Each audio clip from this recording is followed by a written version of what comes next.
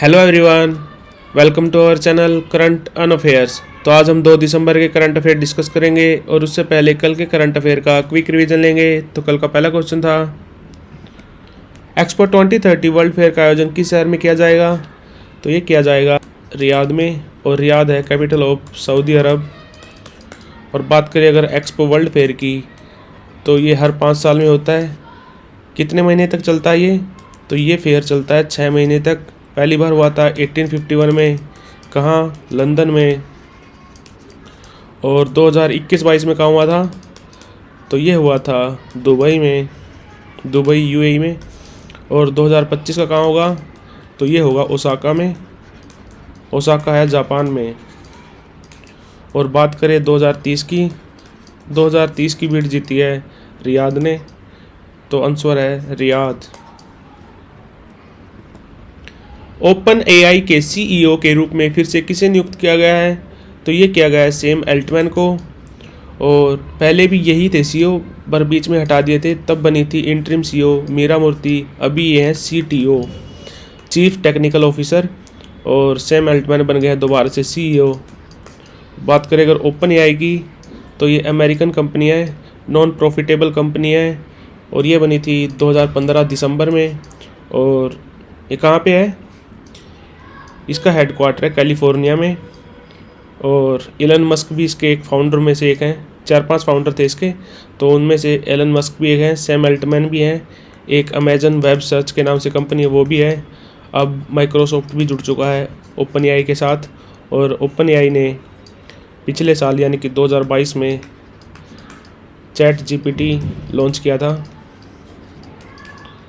किस तारीख को? 30 नवंबर 2022 को चैट जीपीटी लॉन्च किया था ओपन एआई ने। तो आंसर है सैम अल्टमैन। किस हॉलीवुड अभिनेता को Satyajit Ray lifetime achievement award से सम्मानित किया गया? तो ये किया गया माइकल डगलस को, और ये हॉलीवुड डायरेक्टर हैं। और जो सत्यजीत रे थे, ये भी इंडियन डायरेक्टर थे। इनको 1992 में भारत रत्न भी मिल चुका है, और इनको 36 नेशनल फिल्म अवार्ड्स भी मिल चुके हैं। और पहले इन अवार्ड्स को बोला जाता था लाइफ टाइम अचीवमेंट अवार्ड्स, और ये पहली बार दिए गए थे 1999 में। बट इनका 2021 में नाम बदल दिया गया। इनका नाम रख दिया गया Satyajit Ray lifetime achievement awards. तो आंसर है माइकल डगलस।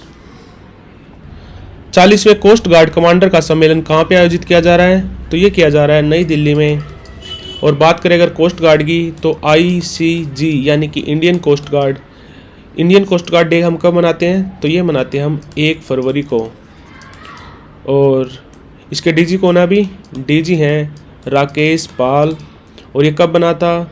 तो ये बना था 1978 में। हेडक्वार्टर है नई दिल्ली में। तो आंसर है नई दिल्ली। किस टीम ने 13वीं hockey India senior men national championship 2023 जीती? तो ये जीती पंजाब ने। पंजाब ने फाइनल में हराया हरियाणा को। तो हरियाणा को मिला सिल्वर, ब्रॉन्ज मिला तमिलनाडु को। और बात करें इंडिया में हॉकी को कौन गवर्न करता है? तो ये करता है हॉकी इंडिया। ये बना था 2011 में, और इससे पहले इसका नाम था इंडियन हॉकी फेडरेशन। और हमारे हॉकी इंडिया के प्रेसिडेंट कौन है? तो वो हैं दिलीप तिर्के। तो आंसर है पंजाब। किस केंद्रीय मंत्री ने हाल ही में दिव्यांग बच्चों के लिए आंगनवाड़ी प्रोटोकॉल लॉन्च किया? तो केंद्रीय मंत्री का तो नाम है स्मृति ईरानी, जो MP है अमेठी यूपी से। और मंत्रालय का नाम है ministry of women and child development. कौन सा देश समान लिंग विवाह पंजीकृत करने वाला पहला दक्षिण एशियाई देश बन गया? तो ये बन गया नेपाल। और कैपिटल इसकी काठमांडू। करेंसी चलती है नेपाली रुपया। और यहाँ प्रेसिडेंट है अभी रामचंद्र पौडेल। और यहाँ PM है पुष्पा कमल दुहल। तो आंसर है नेपाल। किस अभिनेत्री ने अपनी नई पुस्तक वेलकम टू पैराडाइज लॉन्च की? तो ये की ट्विंकल खन्ना ने। और इससे पहले इन्होंने 2015 में एक बुक लॉन्च की थी जिसका नाम था मिसेज फनी बोन्स। तो आंसर है ट्विंकल खन्ना। किस मूवी ने भारत के 54वें अंतर्राष्ट्रीय फिल्म महोत्सव में प्रतिष्ठित ICFT यूनेस्को गांधी पदक प्राप्त किया? तो मूवी का नाम है ड्रिफ्ट और इसके डायरेक्टर हैं एंथनी चैन, CHEN। और बात करें अगर इफ़ी की अंतर्राष्ट्रीय फिल्म महोत्सव की, तो ये कहाँ पे हो रहा है? तो ये हो रहा है गोवा पणजी में, जिसका उद्घाटन किया था हमारे अनुराग सिंह ठाकुर जी ने, जो हमारे sports and youth affair cabinet minister हैं। तो आंसर है ड्रिफ्ट। तो बढ़ते हैं आज की वीडियो की तरफ। आज का पहला क्वेश्चन है, किसने एम्स देवघर में 10,000वें जन औषधि केंद्र का उद्घाटन किया?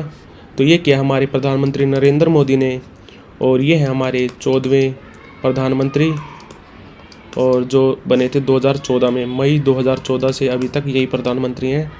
और बात करें अगर एम्स देवघर की, तो देवघर कहाँ पे पड़ता है? तो ये पड़ता है उड़ीसा में।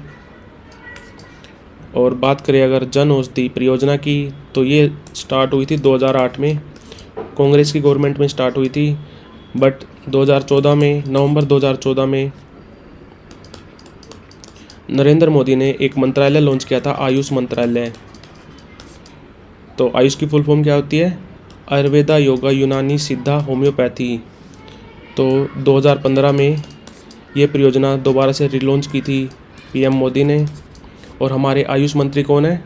तो आयुष मंत्री हैं सर्बानंद सोनोवाल, जो पहले असम के CM भी रह चुके हैं। और बात करें अगर राजनाथ सिंह की, तो ये हमारे डिफेंस मिनिस्टर हैं।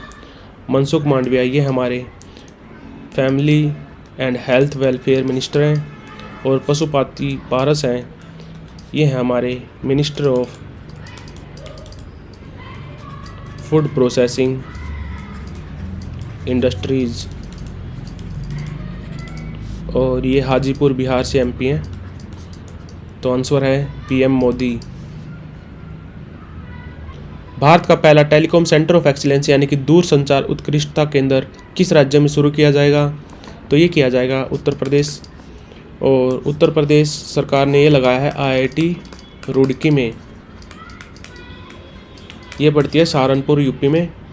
और भारत में टोटल कितने IIT हैं? तो भारत में टोटल 23 IIT हैं। और अभी तो IIT बाहर भी, आउटसाइड ऑफ इंडिया भी लगाने लगा अपने कैंपस। तो IIT ने अपना पहला कैंपस फ़ॉरेन में कहाँ लगाया है? तो ये लगाया है जंजीबार में। जंजीबार पड़ता है तंजानिया में। और तंजानिया कैपिटल क्या है? तो कैपिटल है इसकी डोडोमा। और भारत में टोटल IIT हैं 23। तो उत्तर प्रदेश सरकार ने टेलीकॉम सेंटर ऑफ एक्सीलेंस कहाँ पे लगाया है? तो ये लगाया है IIT रुड़की में। और उत्तर प्रदेश के CM कौन है? तो वो हैं योगी आदित्यनाथ। गवर्नर हैं यहाँ पे आनंदीबेन पटेल। हाल ही में OpenAI के अध्यक्ष के रूप में किसे नामित किया गया? तो प्रेसिडेंट बने हैं ग्रेग ब्रोकमैन। और इसके CEO हैं, दोबारा से बना दिए गए, सैम एल्टमैन। और इसके वन ऑफ द फाउंडर्स में है एलन मस्क। और मीरा मूर्ति बनी थी इंटरिम CEO, बट इन्हें दोबारा से बना दिया गया CTO, chief technical officer. Meera Murthy नाम सुन के ये मत समझ लेना कि ये इंडिया से बिलोंग करती हैं, ये हैं अल्बानिया की। और अल्बानिया की कैपिटल क्या है? तो वो होती है तिराना। तो आंसर है ग्रेग ब्रोकमैन। OpenAI कब बनी थी? तो ये बनी थी 2015 में, दिसंबर 2015 में। और ये है अमेरिकन IT कंपनी जो काम करती है आर्टिफिशियल इंटेलिजेंस में। तो आंसर है ग्रेग ब्रोकमैन। केंद्रीय मंत्रिमंडल ने गरीब कल्याण खाद्य प्रोग्राम को कितने सालों के लिए बढ़ा दिया? तो ये बढ़ा दिया 5 सालों के लिए। और बात करें अगर गरीब कल्याण खाद्य प्रोग्राम की, तो ये स्टार्ट हुआ था अप्रैल 2020 में। ये स्टार्ट हुआ था कोविड पैंडेमिक के टाइम, तब ये बनाया गया था 2 साल के लिए, बट ये जनवरी 2024 से दोबारा से रिलॉन्च होगा और ये चलेगा दिसंबर 2028 तक, 5 सालों तक चलेगा ये। और हमारे फूड एंड पब्लिक डिस्ट्रीब्यूशन मंत्री कौन है? तो वो हैं पीयूष गोयल जी। तो आंसर है 5 ईयर्स। किस राज्य सरकार ने वित्तीय समावेशन कार्यक्रम के तहत अम्मा बैंक का शुभारंभ किया? तो ये किया उड़ीसा सरकार ने। और यहाँ CM है इसके उड़ीसा के नवीन पटनायक। और इनकी पार्टी का नाम क्या है? तो वो है BJD, बीजू जनता दल, जो बना था 1997 में। और बीजू जनता दल को बनाया था नवीन पटनायक ने। और यहाँ गवर्नर हैं रघुवर दास। जो पहले सीएम भी रह चुके हैं झारखंड राज्य के, तो आंसर है उड़ीसा। हाल ही में किस राज्य ने 9 गिनीज वर्ल्ड रिकॉर्ड प्राप्त किए? तो ये किए असम की सरकार ने। एक्चुअली वहाँ पे ना एक आंदोलन चला हुआ है जिसका नाम है अमृत ब्रिक्स, वहाँ ब्रिक्स को बोलते हैं ब्रिक्स आंदोलन, जिसके तहत 17 सितंबर को इन्होंने 1 करोड़ 11 लाख से ज़्यादा प्लांट सीडलिंग की थी, यानी कि इससे ज़्यादा 1 करोड़ 11 लाख से ज़्यादा पेड़ लगाए थे, और इस वजह से इनको मिले 9 गिनीज वर्ल्ड रिकॉर्ड। और असम के सीएम कौन है? तो वो हैं हेमंत बिस्वा शर्मा, जिनकी पार्टी है बीजेपी, और यहाँ गवर्नर है अभी थावर चंद गहलोत, जो बिलोंग करते हैं उदयपुर से। वैसे उदयपुर राजस्थान से ये पहले एमपी भी हुआ करते थे। और तो आंसर है असम। किस कंट्री ने जनरेशनल स्मोकिंग बैन को ख़त्म करने का फैसला किया है? तो ये बात है न्यूजीलैंड की। और न्यूजीलैंड में 2008 को जब जेसिका आर्डन वहाँ पे पीएम थी, तो उन्होंने स्मोकिंग को बैन कर दिया था। जो 2008 से के बाद होने वाले बच्चे थे, उनको लाइफ टाइम बिल्कुल वो स्मोकिंग नहीं कर पाएंगे, उनके ऊपर बैन लगा दिया था ये। बट जो अभी यहाँ पे नए पीएम बने हैं क्रिस्टोफर लक्सन, तो इन्होंने इस बैन को फिर से ख़त्म कर दिया है। और न्यूजीलैंड की कैपिटल क्या है? तो ये है वेलिंगटन।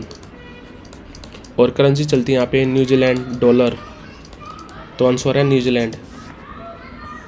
तो like share subscribe. Thank you for watching current अनअफेयर्स।